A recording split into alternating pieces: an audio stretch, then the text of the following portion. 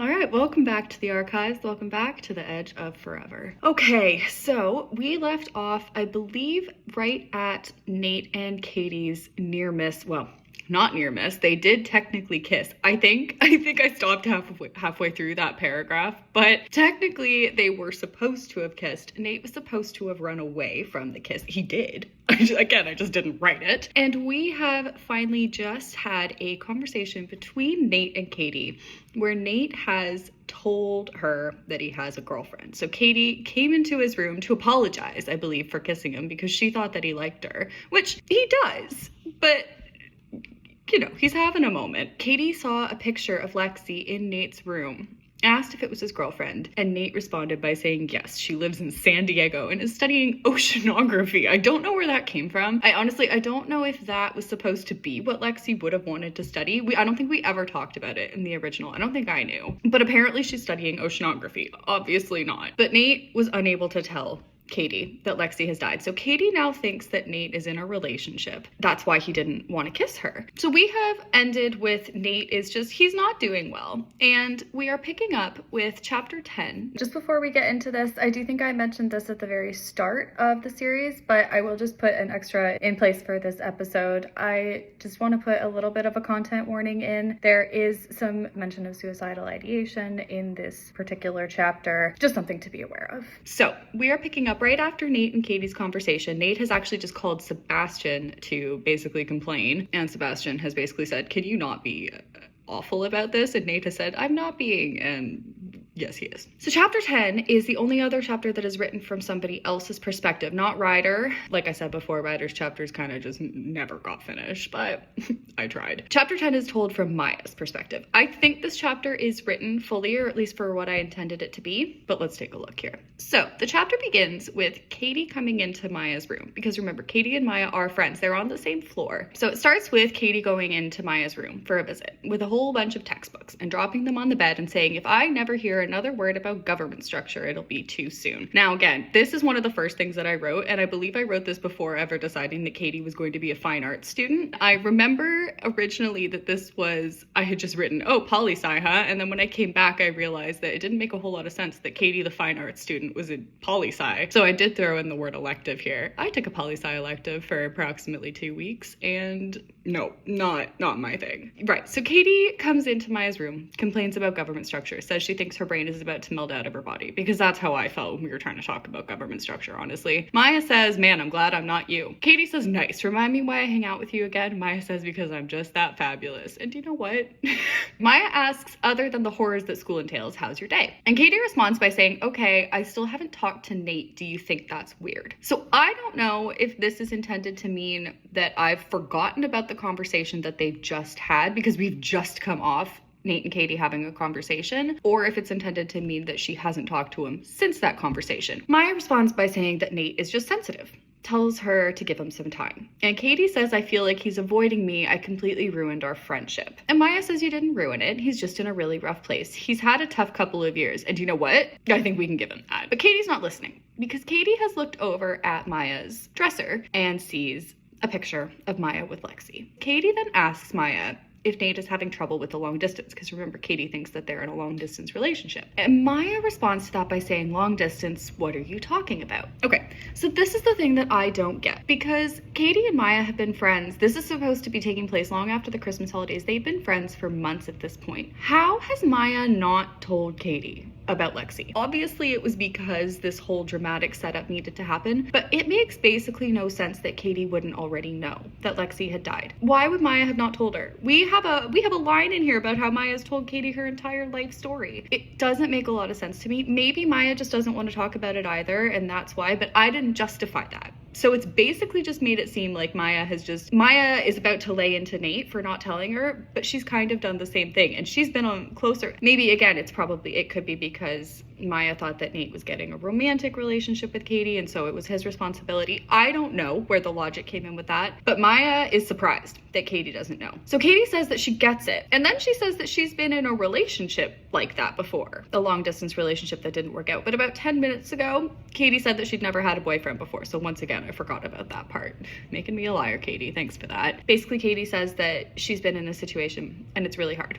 And Maya realizes that, yeah, Nate has not told her. So Maya says, Katie, I don't think he told you the whole story. And Katie says, what story? He just said he had a girlfriend. And Maya says, yes, that's what I mean. Out with it, says Katie. Did they break up or something? And she says, God, tell me he's not one of those guys who's so hung up on his ex that he can't even have a conversation with another female. And Maya says it's more complicated than that. He's been through a lot. And Katie asks, was it a messy breakup? And then Maya says she feels guilty on Nate's behalf. How could he have hidden something like this from a girl who just wanted to be a good friend? How could you have hidden this? Why did she hide this? I do not understand why Maya is getting mad at Nate for this when she's been really good friends with Katie for months and hasn't opened up either. She's done the exact same thing. But let's give her a pass because I don't think it was intended to be Maya being an asshole about it. I think it was me forgetting that made no sense. Maya says, I guess technically they didn't break up. Katie, she died. Katie basically just says, she died.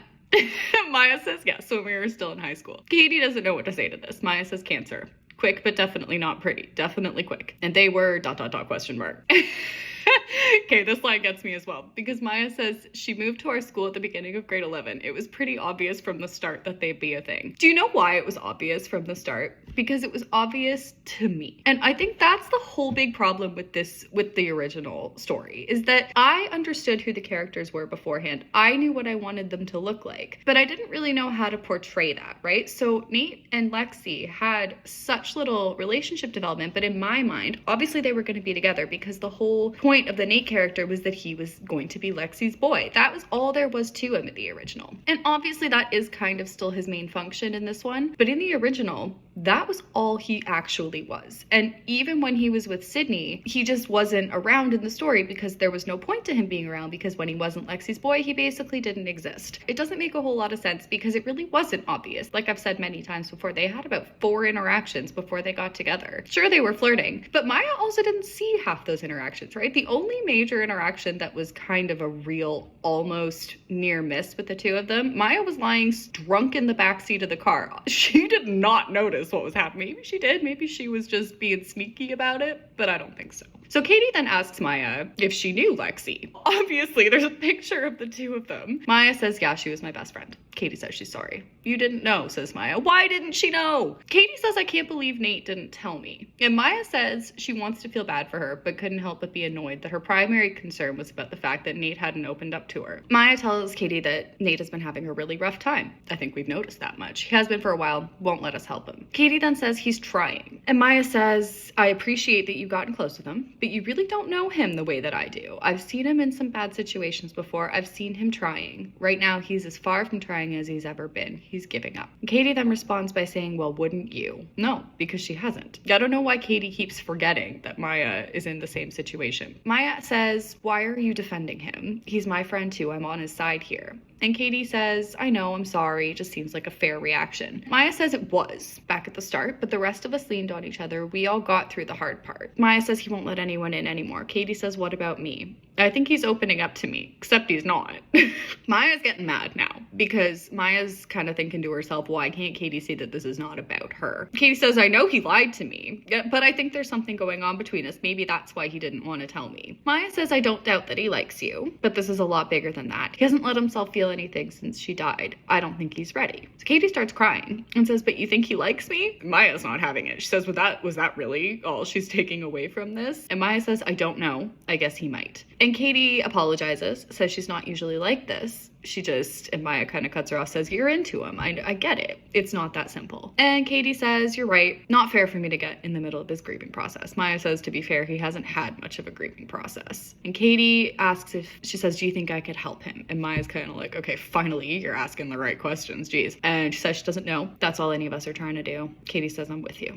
Maya says thank you. And Katie leaves. So Maya then sits down and cries, and Maya calls Toby. Toby picks up. He's running. He's late for a mechanics lecture. Maya says she just wanted to say hi. Toby immediately notices that she's upset about something, asks if she's okay. Maya says, I don't know, maybe not. And Toby says, what can I do in the 23 seconds I have left before I'm officially late for class? Toby, you better run. You're kind of close here. Maya says, tell me you love me. And Toby says, I love you, no matter what. She says, I love you too, thank you. He says he'll call her tonight. That's their little chat. Okay, Maya hangs up, and then Maya immediately gets her phone back out, and Maya calls Nate. Nate picks up. Maya immediately says, "What the hell?" It's the first thing she says to him. And Nate is like, "What? What are you talking about?" Maya says, "I just talked to Katie." And Nate says, "Yeah, I figured that might happen." Maya says, "Are you serious with this, Nate? You lied to her?" "I didn't lie," says Nate. "I just left out a little detail." She says, "Nate, come on. You're not an idiot and you're not an asshole. Why wouldn't you just tell her?" Okay, I am not willing to accept the claim that Nate is not an asshole. Honestly, in this version, he is. I really do think the whole thing with Sydney for me was trying to throw in a plot. And I never stopped to consider what it actually meant for Nate's character. I did not consider the fact that Nate ditching his friends for Sydney and technically, in my mind, flirting with Lexi while he was with Sydney. So he's leading Sydney on while flirting with Lexi on the side. He breaks up with Sydney. 10 seconds later, he's with Lexi. Thank God I edited out the part where he breaks up with Sydney on the dance floor and immediately leaves to make out with Lexi. I really don't know where any of this came from. I don't know how I thought that it was okay for Nate's character. I honestly was just trying to put in some sort of plot to make it so that not everything was perfect. I tried to make it so that everybody wasn't fine. I just didn't think about what it would actually do for Nate's character. So when Maya says he's not an asshole, do you know what? And he's continuing to be. Because if Lexi were still alive and in long distance, I guess that's just how Nate does it. He just flirts with all the girls no matter who he's supposed to be with. I don't buy it that Nate's not an asshole. I really think in this version he actually is. But apparently he's not, according to Maya. Maya asks why Nate wouldn't just tell her. And Nate says, "Because I couldn't say it, Maya. I tried, but I just couldn't do it." Maya says, "For God's sake, it's been a year and a half. You can't even say the words. You need help." And now Nate's getting upset. He says, "Hold on, that's not fair. Just because I don't process things the same way as you." Maya says, "I don't care how you do it, but you have to do something. You're not processing, you're ignoring." It's starting to get kind of scary. I think at this point it was supposed to be a lot scarier than it is, because I think have now gotten to points where I've skipped over certain plot lines that I was planning to have happen. I don't know where they were intended to go in, but I do think at this point it was supposed to be scarier than it is. And Nate says, "Okay, you're way out of line. You don't get to tell me what to do, Maya. I've never pulled this kind of crap on you." And to be fair, he hasn't. He hasn't ever really told Maya that she's not grieving in a proper way. But she is also grieving, right? That's not what she's not telling him that he's not grieving properly. She's telling him that he's not grieving at all. She says, "Well, you've never had to. At least she knows now, no thanks to you." And Nate says, "You told her?" What? Of course I told her. What did you expect me to do? I expected you to do it a long time ago, Maya. "I was gonna tell her eventually," says Nate. "Oh, were you?" says Maya. "Well, sorry, man. You missed your chance. It's not my job to cover for your stupidity. You're overreacting," says Nate. "I wasn't trying to hurt her. I was just," and Maya says, "I know exactly what you were doing. You were protecting yourself just like you have been from the very start of all this. You've just forgotten how to think about other people before taking action." Nate says, "You're being really unreasonable right now. It's not like you haven't had your fair share of selfish moments." Has she though? She gets drunk a lot. Okay, I guess that's what he means. I don't really know what he's implying by that. I don't know what Maya's done that's been selfish. Maybe she has. Maybe I just haven't really mentioned those moments, but I don't really get what he's talking about here. "Oh, Nate," says Maya, "I wish I could show you how lost you are, but you just don't listen to me anymore. I'm out." "Good, I'm done with your meddling," Nate says. And Maya replies, "Well, I guess this is it. Figure yourself out or don't, but it isn't my problem anymore." And Nate says, "Fun fact, it never was." And then he hangs up. So Maya's upset still, obviously. As Maya is getting up to go back to work, she realizes that Katie had picked up at the picture of her and Lexi and has put it back down in the wrong place. So Maya goes to fix it, looks at the picture. It's, a picture of the two of them. And Maya basically says, "My hair always looked stupid when it was that long," because it was really long in the picture, I guess. She'd cut it short towards prom. Everybody agreed it suited her better, but it had been growing since then, and she'd been too busy with grief and college and all of that stuff to ever have it cut. And as she kind of looks at herself, she realizes it's back to the same length it was in the photo. So take a wild guess as to what Maya does. Maya chops off her hair. And that is the end of Maya's chapter. We pick up now with Nate going to Maya's room. I guess Maya has called Nate because he starts by saying, "What's going on, Maya?" I hadn't seen her in a week and a half since our fight, so I guess a week and a half has passed. So Nate feels bad. He says, "I'd spent a lot of time in high school comforting her when douchebag guys made her cry." I feel like Maya was always talking about how she didn't actually really ever have feelings, and she never really got attached to people, so I don't really know why she was crying all the time. Maya definitely would have been the dumper, not the dumpy, but apparently Nate was taking care of her all through high school. This must have been before she and Toby. Obviously, this is before she and Toby got together, because Toby's not a douchebag. So Nate's frustrated, but he feels really bad. So Maya opens the door, and Nate is about to say that he's sorry, but then he realizes that somebody is already in the room, and it is Sebastian. Sebastian says, "Hey, buddy." Okay, so Nate goes into the bedroom, and Maya says she will give the two of them a minute, and leaves. Gently touching Nate's arm, subtle, but I could tell from her tone she's starting to forgive me. Not that I deserved it. And you know what? He kind of doesn't. So Nate asks Sebastian what he's doing there. And he says, I mean, it's good to see you, but honestly, I'm fine. Sebastian then responds and says, yeah, well, not everything is about you, Nate. No, it's not. Reagan and I broke up. Nate says, oh geez, I'm sorry. And Sebastian says, I never meant to hurt him. Nate asks what happened. Sebastian says, I cheated on him. And Nate is now kind of starting to realize, oh, okay, this is not like him. And if he cheated on Reagan, there was something much deeper going on with him. Do you think? What do we think it is? But Nate has forgotten about that. Oh, yeah. I've been so busy feeling sorry for myself that I'd missed it. Nate asks if Sebastian wants to talk about it. And Sebastian says, what's there to talk about? I was lonely. I was sad. I was missing him. Then one night, I was with a guy on my floor. We were drinking. When he started flirting, I flirted back. When he kissed me, I didn't say no. When he asked if I wanted to come back to his room, I didn't hesitate. Damn, Sebastian. Oh man, says Nate. And Sebastian kind of says, you know, it's funny. Past few months I've known it was over, but actually breaking up sucked so much more than I expected it to. And Nate responds by saying it's not fun to lose someone you love. And then he regrets it because he says he looks at Sebastian's face and sees it change. And then it says, to my relief, he bit back the words I knew were on his tongue. This isn't about you. He was so sad. Sebastian is really upset. And Nate says, I'm sorry, I can't imagine what you're going through. And Sebastian says, no, you can't. We didn't say anything for a few minutes.